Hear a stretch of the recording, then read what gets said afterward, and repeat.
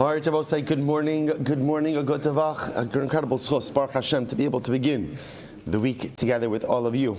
Steeped in Hamochras, Hasina, beautiful sugyas ahead of us today. We begin by thanking all of the families who dedicated this morning's shir. We thank our Talmud Torah sponsors for dedicating all the shir and drashos over this month of Elul Haba Aleinu L'Tova, Baruch Meir and Rina Dubin, in honor of our children and all of the suburban sons and daughters beginning their year of study in Eretz Yisrael. May their Torah study and mitzvahs in the Holy Land merit the release of our precious hostages, the success of our soldiers and the return to their families, and the arrival of Mashiach Tzidkenu B'mheira B'yameinu. Amen.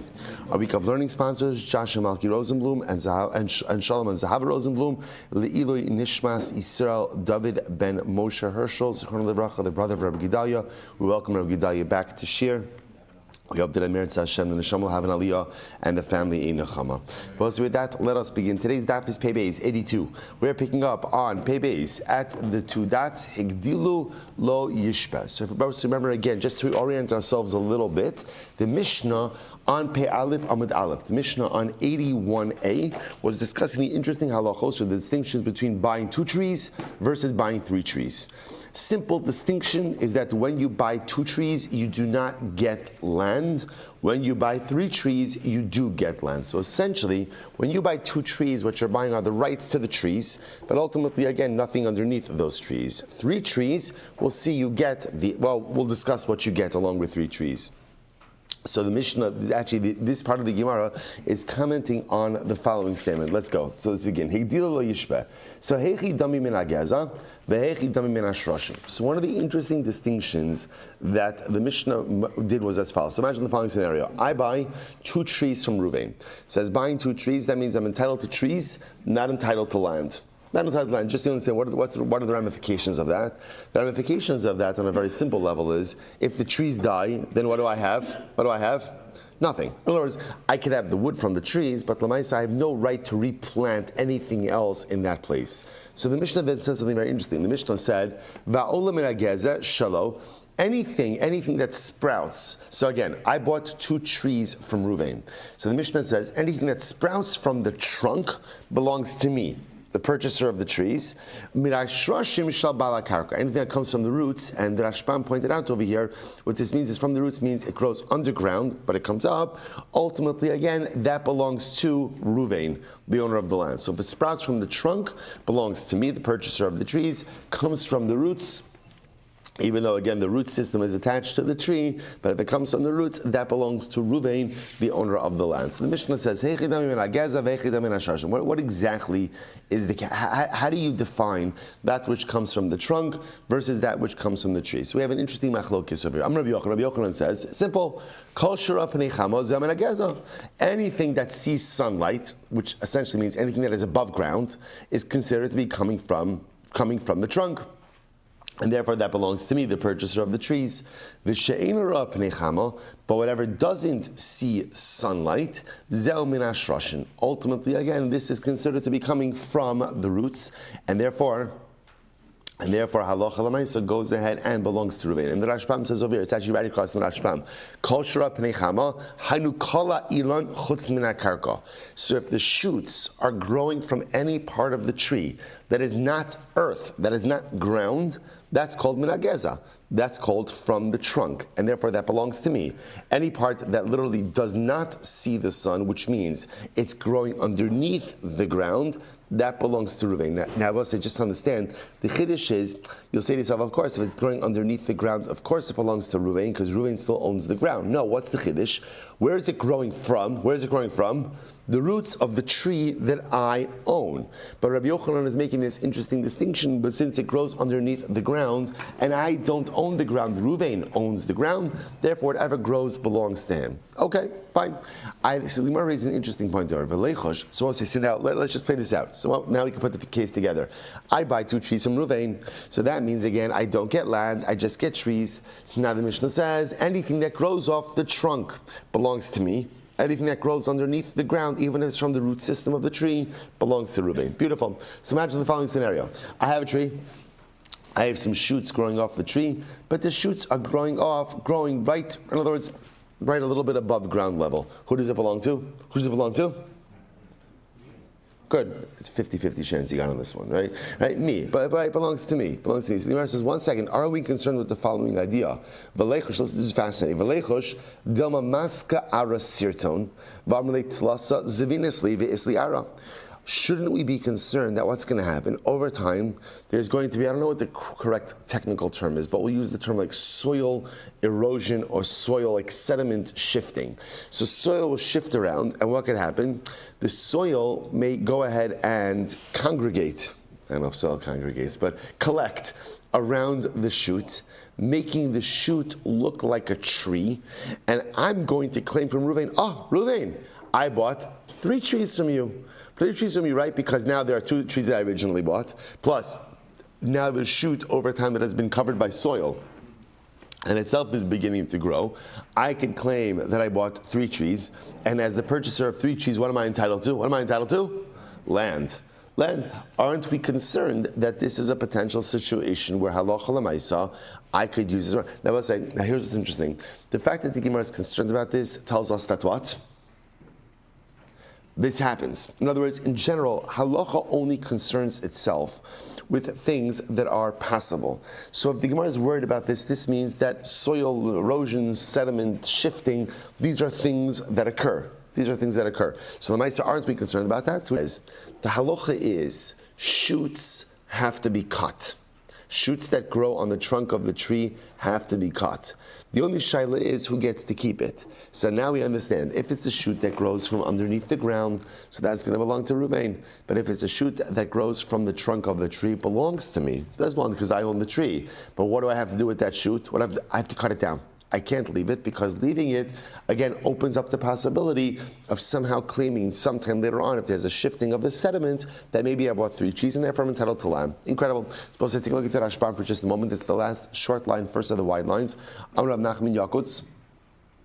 Masnisin diktani hayotze min hageza shalo. When the Mishnah said that any shoots that come off the trunk belong to me, the purchaser of the trees, lo shiani chenukach. It doesn't mean I can leave it that way. V'yigdal ela hari hu shalo amnas liktzotz v'lisrof. In other words, it's mine, but I have an obligation to go ahead and cut it down. Now, lisrof literally means burn it. You don't have to burn it. You can do whatever you want with it, but l'maisa you can't leave it on the tree. Incredible. Amar Nachman, Naktina dekel ein lo geza. So continuing on these halachas concerning the trunk. Rav Nachman says, we have learned that a dekel, a palm tree, does not have a trunk. Okay, so the Gemara says, what does that mean? So obviously that can't be literal because a palm tree does have a trunk. So what's the pshat? So Savarav Zvid ein lo geza lebal dekel. So this is very interesting. Rav Zvid said what that meant is like this: that although we said in the Mishnah, although again from the Mishnah it sounds like any shoots that grow from the trunk belong to me, the tree owner. Right now, you've also established I can't leave them; I have to cut them down. So Rav Nachman says a palm tree doesn't have a trunk. Obviously, that can't be understood literally because a palm tree does have a trunk. So Rav Zvid said what it means is that the shoots that grow from the trunk of a palm tree don't belong to the person who purchased the trees. Okay, we're talking about, just to be clear, we're still talking about the case of purchasing 2 trees. So the Lomar ein gezel bal dekel. Ultimately, the owner of the tree does not own the shoots that come from the trunk. Now, what does that mean? Take a look at the Rashbam, 3 lines into the wide lines. Ein lo hayotzi min hagezel bal dekel dechevan delachpor ulasharish kai kishiyav sha'ilan daha lo kana karka. So Rabbi say, now what's the logic? I'm sorry, let me finish in the Gemara. So Savara Zvilimim ein lo gezel lebal dekel, that the owner of the palm tree. So again, I bought 2 palm trees from Reuven. I'm the owner of the tree. Now something sprouts from the trunk. It doesn't belong to me. It belongs to Reuven. Why? So if you remember again, we had this in Friday's daf. Palm tree, although it bears fruit, right? Tzadik katamar yifrach, although it bears fruit, what doesn't it do? It doesn't regenerate. In other words, the way palm trees work is they run their cycle, then they die. After they die, what do? You have to dig it up, you have to take it out, and you have to put a new palm tree in its place. I'll say, if you think about that for just a moment, It's very. We still remember the Gemara from Erev Shabbos, where the Gemara said, "Tzadik hatamar yifrach ke'erez balvanon yiskeh." So why does the pasuk? Remember the Gemara said, why does the pasuk compare the tzaddik both to the date palm and to the cedar? Because the date palm bears fruit, and ultimately again the cedar regenerates, right? Because if had it just compared to the tzaddik, to the date palm, he would have said, although the tzaddik bears fruit, he creates new realities. Once he's cut down, once he dies, he can't regenerate. And I will say, there's something powerful within the date palm as well. What's powerful about the date palm? That sometimes when you're cut down, or sometimes again, so to speak, when you die, right? When you hit like a brick wall in life. So sometimes it's about regeneration, and sometimes it's also about uprooting everything and planting something new. Change requires different things of us at different times. So sometimes it's just a question of, okay, everything I got is here, I just have to regenerate, like the cedar. And other times, when you encounter failure or setback or misstep or sins, it's not a din in regenerating what's there. It's a din of saying, what I have doesn't work. It doesn't work.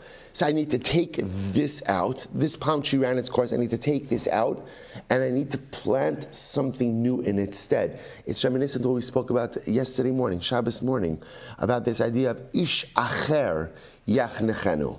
That sometimes in life, when the things that you started don't come to fruition, sometimes in order to make things happen, you have to become an ish acher. You have to become someone else. And it's this interesting, almost like this interesting dialectic in change. Sometimes change just requires me to take who I am and apply it better and apply it harder. And sometimes in order to be successful, I have to become someone else. Sometimes I have to uproot this palm tree. This palm tree is no longer good. It's not good anymore. This is not going to get me where I need to go. I need to uproot this. I need to plant a new palm tree. So I was thinking about this over Shabbos, because even had the pasuk just compared the tzaddik to the palm tree, would have been a beautiful comparison. Because the tzaddik is someone who bears fruit, and the tzaddik is also someone who realizes that when my current persona is not going to get me where I need to go, I need to uproot this palm tree, I need to uproot this persona, I need to uproot this identity, and I need to find the koach to become someone else. I have to find the koach to become the ish acher. Anyway, so back to the Gemara. So Rav Zvid says like this: what's unique about the palm tree? The palm tree ultimately again goes ahead and runs its course, then it dies, and then you uproot it. So the Gemara says, because of that, asuchi masech aidade. Because of that, the owner of the tree doesn't really have in mind for the shoots. Because since he recognizes that there is a limited life to this palm tree, he doesn't keep in mind if the shoots come from here, the shoots come from the tree, that they're mine. He doesn't have in mind for the shoots because he's hyper-focused on the yield, the date yield of the tree, recognizing that that has a limited shelf life by itself, and therefore essentially he never has das to retain ownership over the shoots. And therefore in a case like that, the case of the palm tree, the shoots would actually go to Ruvain, who's the owner of the land. Take a look at the Rashbam for just a moment. Asuchi masech adaite, baladekel mina asilates mina geza. So, me, the owner of the tree, of the date palms, I don't really have in mind. I'm not really focused on what's going to come from the trunk of the tree. Desavarhu shemeyave shadeka mehira yotzi geza. Ultimately, again, because maybe the palm tree, and apparently palm trees, I guess, have different lives, have different durations. So I'm not even concerned about the shoots, because for me, I'm just thinking, I hope I get maximum life out of this palm tree to get the dates. So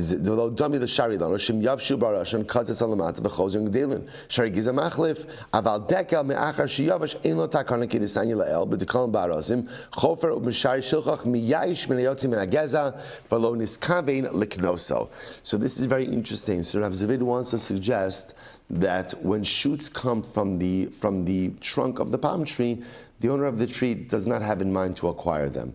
Because since the palm tree has such a limited life, his focus is on the date yield of the tree. He knows that the tree is going to die, and he knows he's going to have to uproot the tree. Well, he's not going to have to do anything because he only owns the tree, not the land.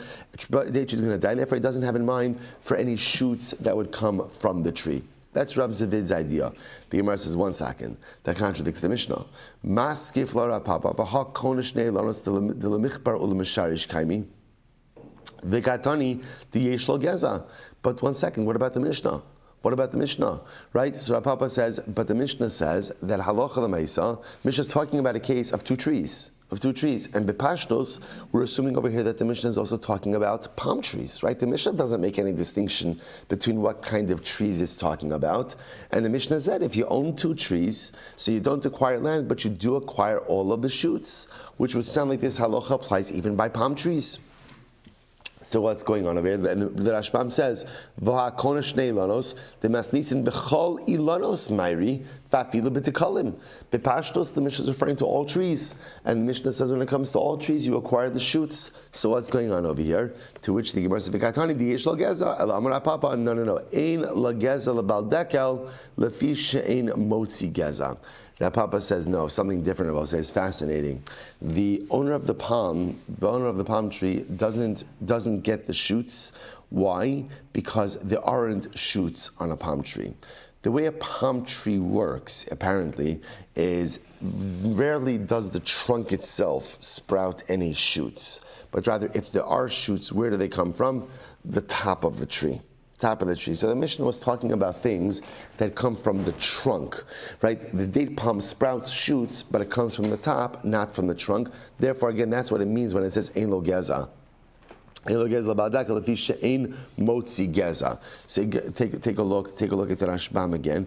The Rashbam says ela lefi she'ein derech dekel lahotzi geza klum ela milamala barosho gedelim kol anafav v'hilchach olan lo b'cheva kedamim amocher samayis u'mishum hachi hesech daito afilu im mikri v'yotem min hageza hareu shal bala karka u'masnisin bilanos. So this is very interesting.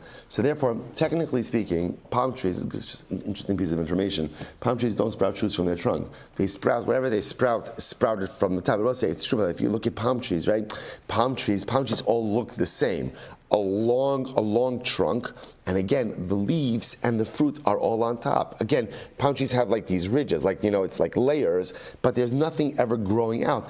It's very different than regular trees, right? Regular trees often have protrusions or branches growing out. So therefore, so what happens if you happen to have a palm tree that grows, that sprouts something from the trunk? Because as the purchaser, I never had in mind that something that would occur, therefore I don't acquire it. And therefore it becomes the property of the owner of the land, i.e. Ruvain. Okay. Ula Rav Zavid, Kasha. But according to Rav Zavid, ultimately again this is a Kasha. You're right, to which the Gemara says, Masnisim de Zabin lachamish shnin. So Rav Zavid would have to say that the Mishnah is talking about. Now Rav Zavid holds that a palm tree does create branches or does create shoots. So Rav Zavid, it's a kasha, right? Because the Mishnah says that all trees, the owner of the tree gets the shoots. So how does Rav Zavid reconcile this?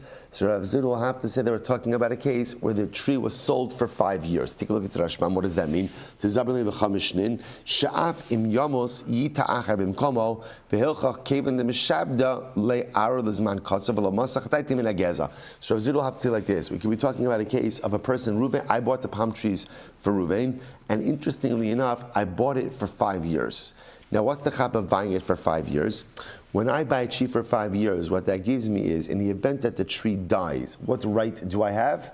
I have a right to plant something new, because since I own that area for 5 years, so in that kind of case, then everyone would agree that even the shoots that come from the palm trees are going to belong to me, to the owner of the tree, because halacha l'maisa, I own this entire area for this duration of 5 years. Okay, so both say, so what's the takeaway from here? So first of all, the Mishnah's halacha, right? The Mishnah's halacha is if I'm buying 2 trees from Ruvain, although I'm not buying and I'm not getting any land with that, what I am getting are the shoots that come from the trunk, but not the shoots that come from the ground. So what's the chiluk between the two? We adopt Rabbi Yochanan's position.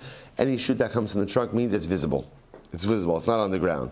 Any shoot that comes from the ground is literally underground, even though it's stemming from the root system of the tree that I own. Still, it doesn't belong to me because it's coming from the ground. It belongs to Ruvain. What do we do with palm trees?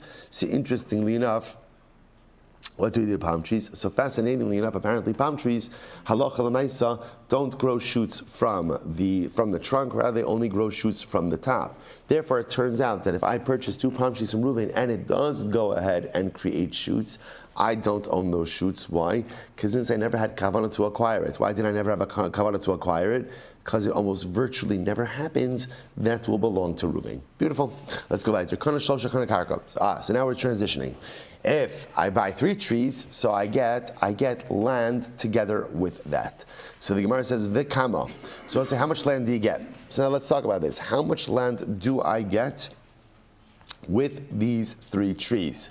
So I'm Rabbi Shmuel Silber, I'm Rabbi Yochanan. Here we go. Harei zakana tachtehen ubeinehen v'chutza lahen. So now watch this. What area do I get? Now, we're going to discuss this. This is going to come at the end, towards the end of Pei Beis and Beis. Obviously, in order for this to work, the 3 trees have to be within proximity to each other. Okay, so we're going a little bit out of order over here.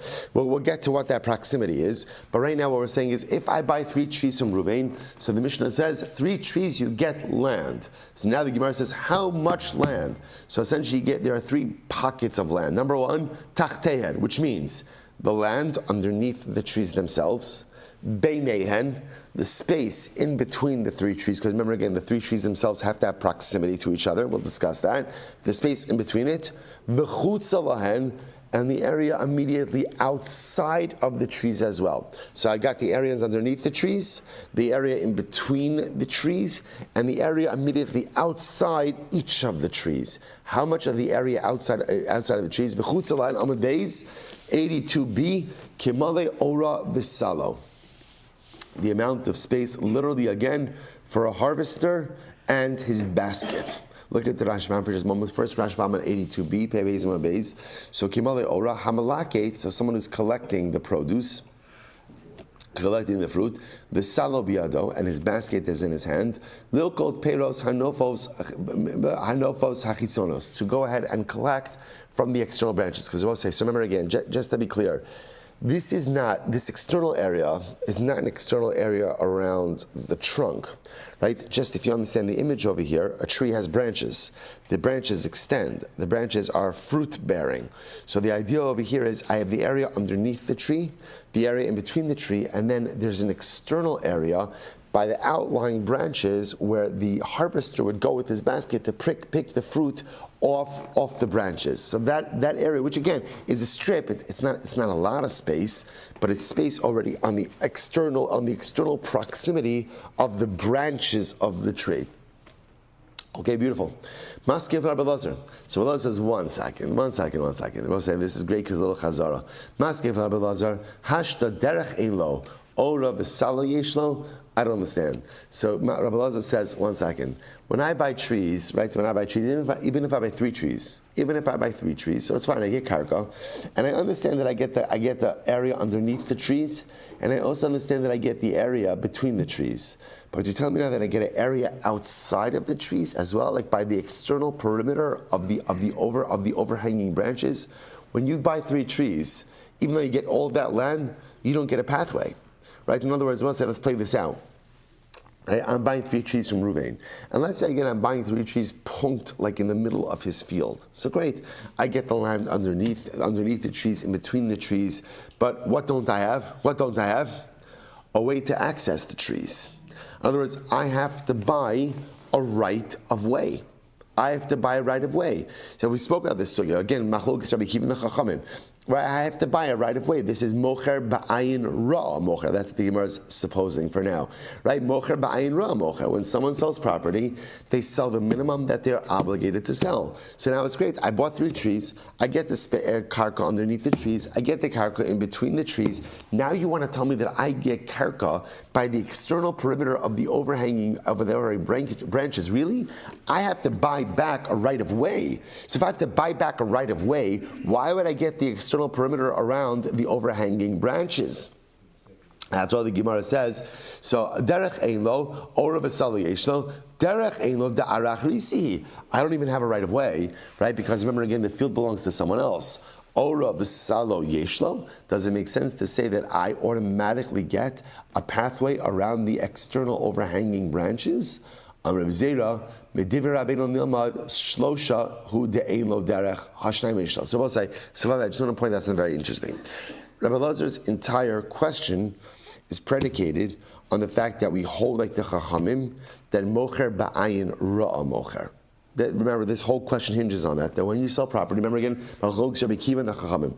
Rabbi Akiva holds Mocher Ba'ayin Yafa Mocher. When you sell with generosity, which is that the seller always wants to give maximum benefit to the buyer. Chachamim Mocher Ba'ayin Ra'a Mocher. No, you sell the minimum that you're obligated to sell, and not anymore. So Rabbi Lazar understands that when I buy 3 trees, I'm going to get the karka underneath the trees and the karka in between the trees. That I absolutely understand. But this idea that I'm getting a ring of land on the external part of the trees in order to collect the fruits from the overhanging branches, so that seems to be a lot. Especially given the fact, if you subscribe to the view of Mocher Ba'ayin Ra, why would you get that external ring? Because also remember again, the area underneath the trees could also mean the area upon which the trees are situated, as well as what? The area underneath the branches, right? So if you want to go ahead and collect the fruit from the external branches, what should you do? Have to stand underneath the branch cover, right? Stick your hand out and pull it like that. Who's to say you get, in other words, the way that the Gemara is framing it is, next cycle we're going to do PowerPoints, right? But if you can imagine, this is going to be very helpful. If this is a tree, I know, very descriptive, right? If this is your tree, right? So the branch ends here, the overhanging branch ends here. So now, what the Gemara is saying is, I get land out here, like a strip of land out here. So, as opposed to, let's say, saying, no, stand underneath the branch canopy, just reach in.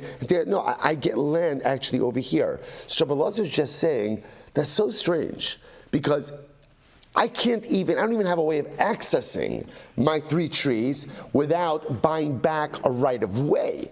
And now I'm getting extra land out here? That doesn't seem to make sense.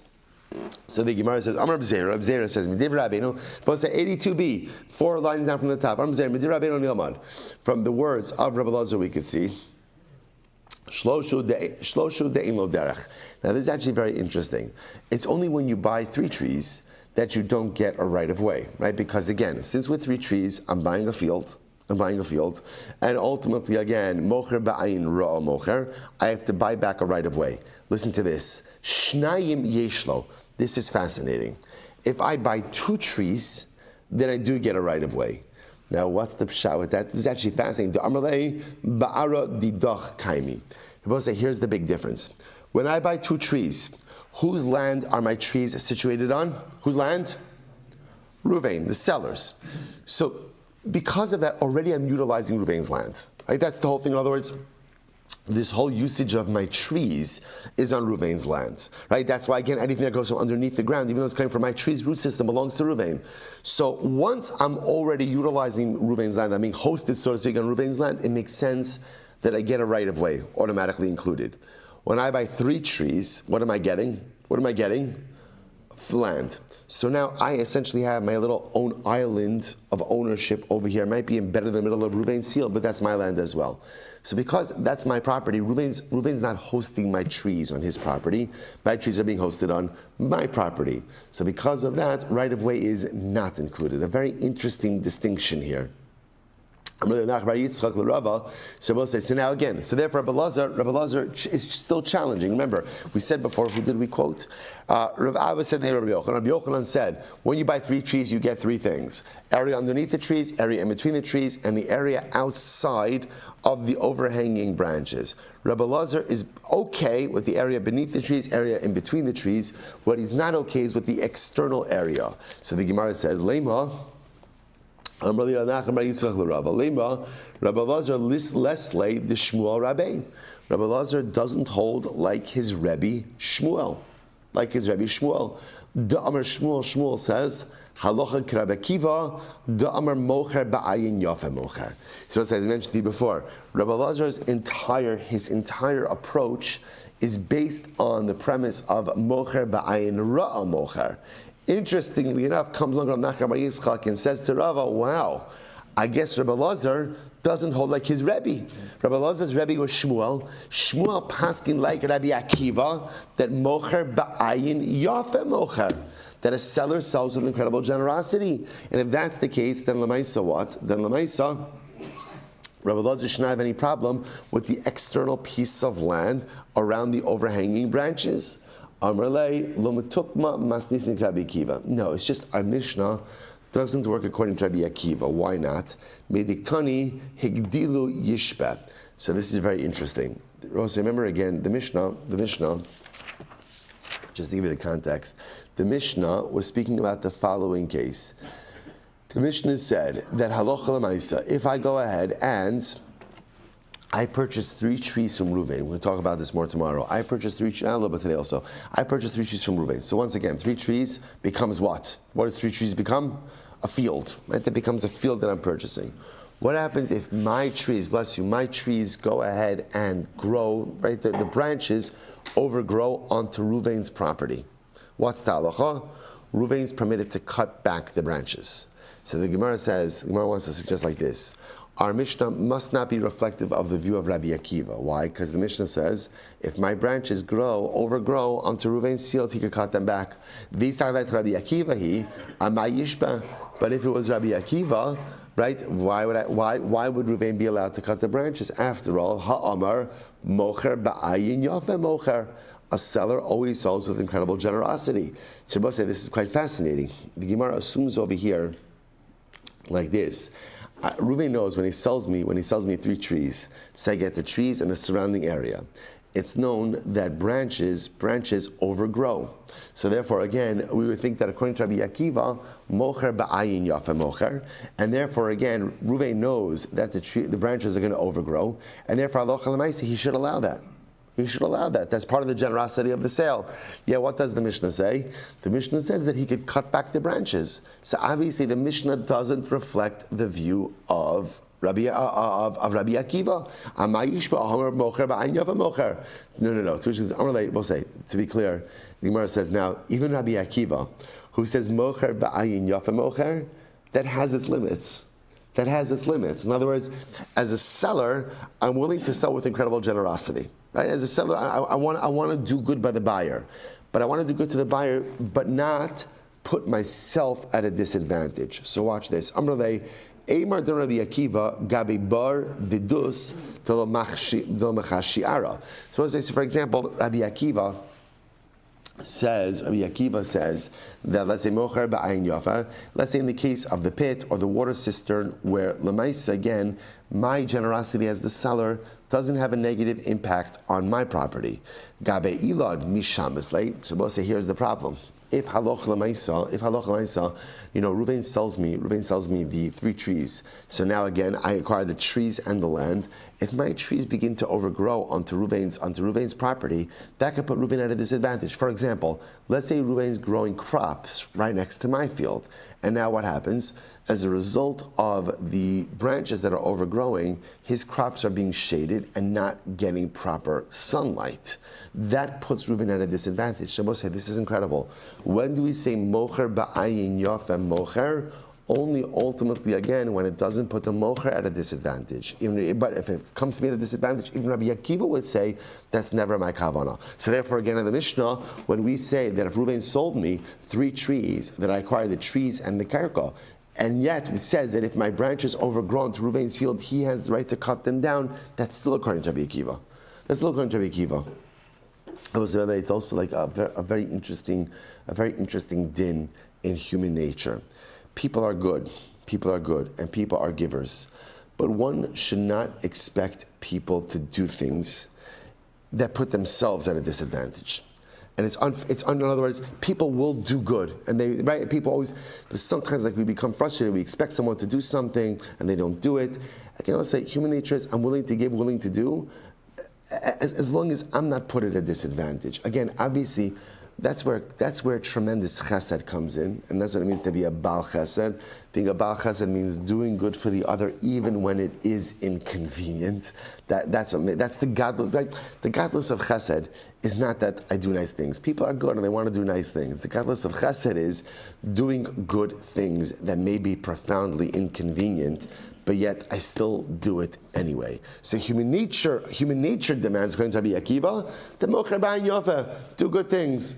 But a person only makes sense to do good things so long as those good things do not put them at a disadvantage, right? Or inconvenience them. Chesed comes along and says, even if it's a little inconvenient or a little disadvantageous, still try to do it. Incredible. So the Gemara goes like, Mila Mod Rabbi Akiva.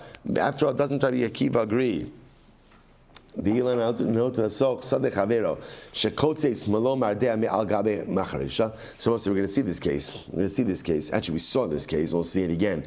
Rabbi Akiva agrees that halacha l'maisa, right? If I have a neighbor, my neighbor has a tree. The tree is overgrowing into my field. Rabbi Akiva holds that I'm allowed to cut back that tree to the height so that I can go underneath it with my ox and my plow.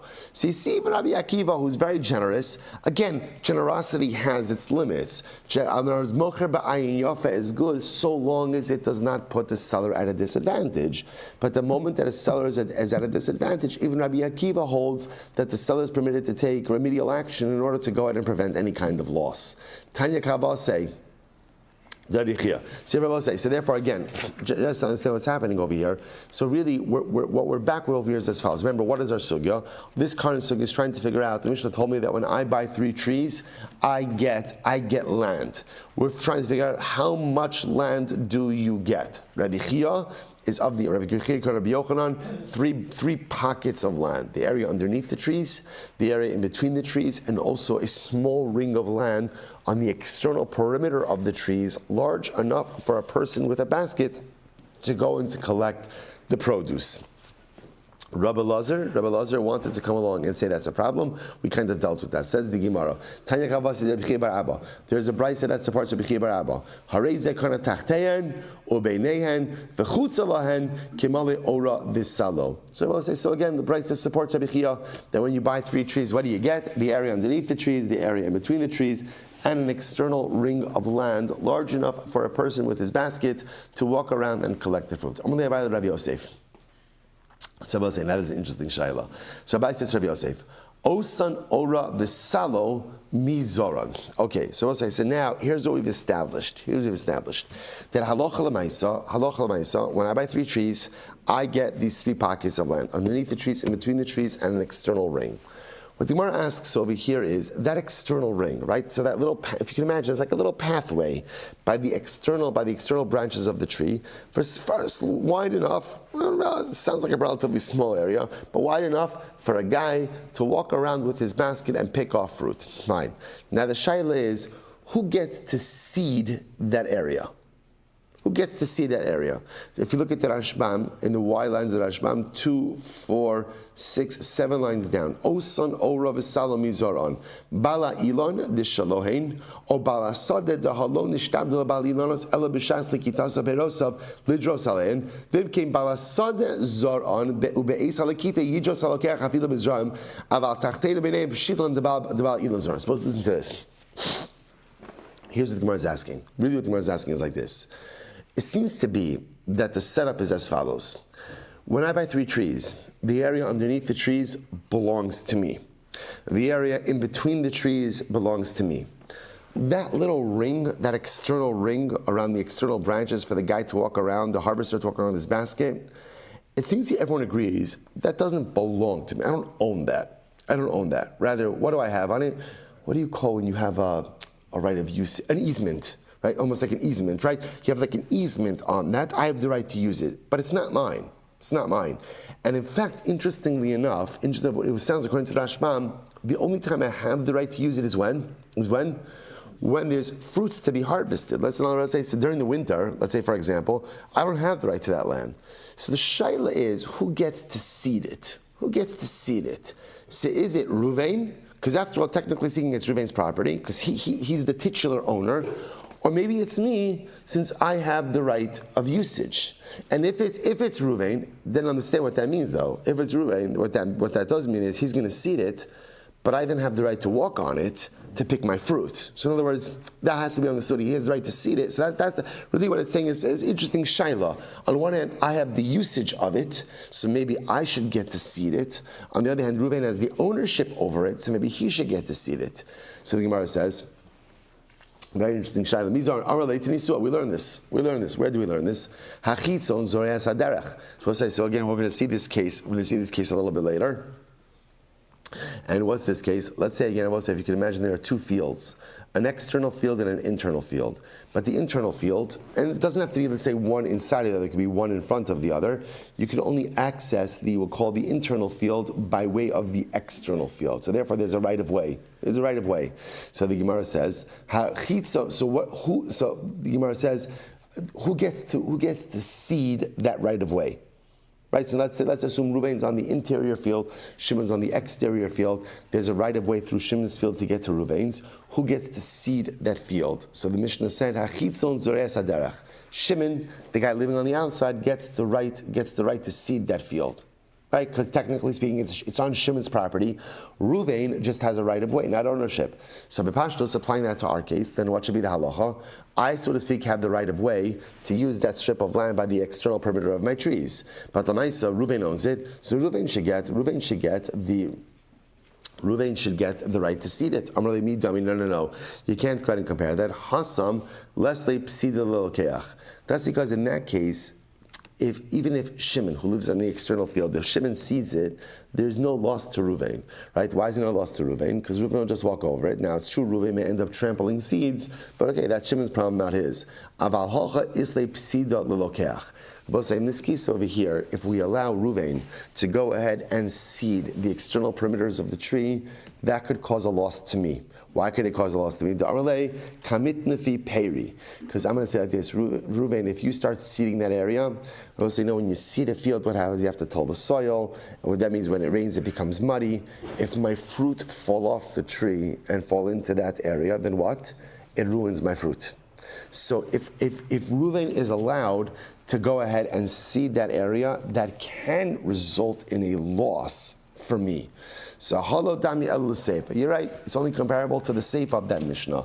V'zeh ein rasha'im l'zora. So I will say this second case, interestingly enough, is a similar idea of where, let's say again, Reuven owns an interior field, Shimon goes ahead and owns an exterior field. But in this case, Beis Din got involved. What Beis Din did was it demarcated a side strip of land. And that's how Reuven goes ahead and accesses his field. So this is a case of where, again, Shimon, the exterior field, owns the title to the right of way. Reuven has the right of usage. And in this case, the halacha is, zeh v'zeh ein rashan l'zora. No one is permitted to seed the area. Interesting, right? Neither party is permitted to seed the area. If you take a look at the Rashbam says, "Halo damya had the ora v'salo dami ala seifa the dikani nasnula Beis Din derech minat sad midas shnehen." So in this case over here, same idea of an interior field and an exterior field, but in this case, Beis Din gave a side strip to access the interior field. V'zeh v'zeh ein rasha'in l'zora. Neither party has a right to go ahead and seed it. Hoil v'nisratzu shnehen ubachrulan derech zaydei Beis Din v'afagav dehefsid muatu shazram ya'akvu alichasan k'tas v'choshken gabi or v'salo talikim dashnein. So it says it's very interesting. So essentially, the Gemara is saying is like this: since this strip of land was set aside by both of them, therefore essentially what it becomes essentially is like no man's land. In other words, that although again to be clear, from a titular perspective, so Shimon will own it. From a usage perspective, Reuven has the ability to traverse it, but neither has the ability to go ahead and plant it. So the Gemara says, so too, that'll be like this case. The Gemara wants to compare the case of Ora V'Salo, the case of the exterior perimeter around the external branches of the tree, like this. That ultimately, again, Reuven is clearly the owner, just to be clear.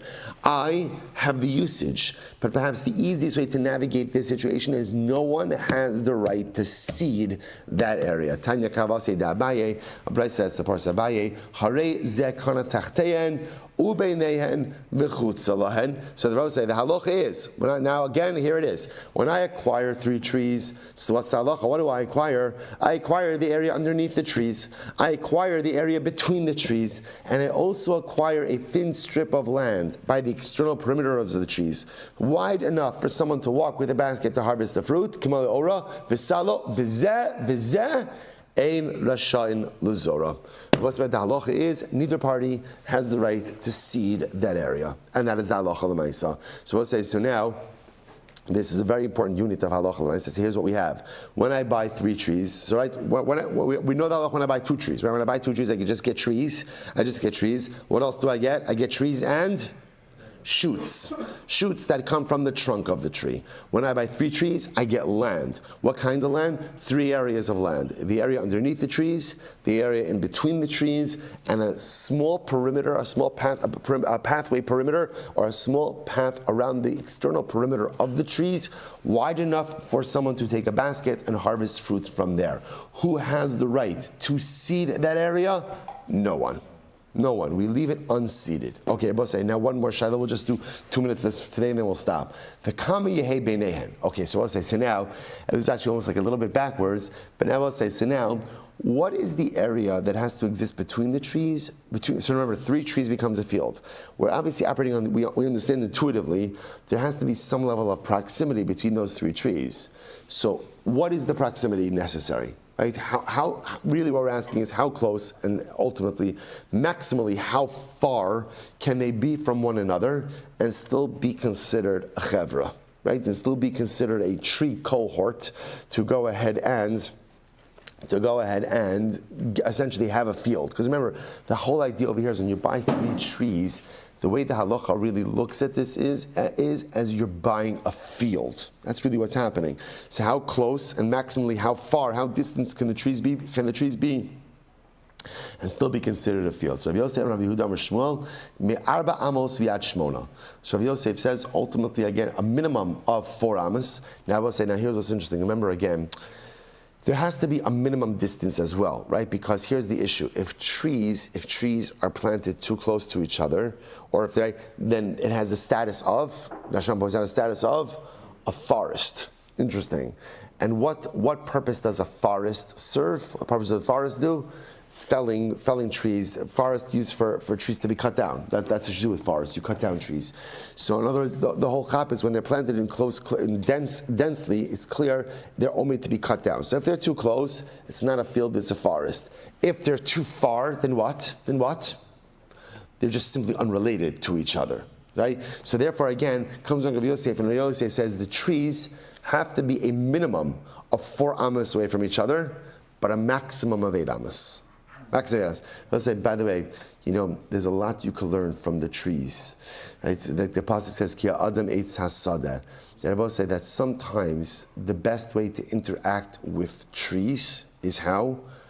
A little bit of distance, but not too much distance. This is the key, right? Sometimes if the trees are on top of each other, right? By the way, this is a season of 3-day Yomim Tovim, so this is a good lesson to keep in mind, right? So if the trees are on top of each other, then ultimately again it's not sustainable. It's really not sustainable. If the trees are too far from each other, then they lose their group identity. So life is all about figuring out, right, how much space is the right amount of space so that every tree has the ability to get its oxygen, to get its nutrients, but yet again still close enough so that that group cohesion could go ahead and take place.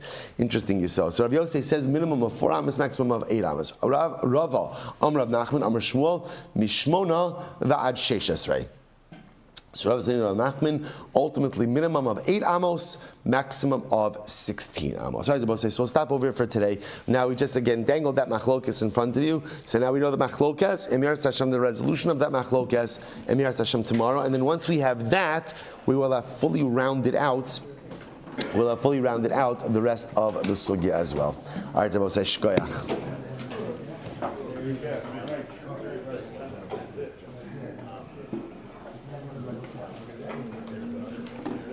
All right, Chabra Zoom, have a great day, everyone. So, you mentioned the trees, and you have the easement on that part of the field, the right way. Does that survive that?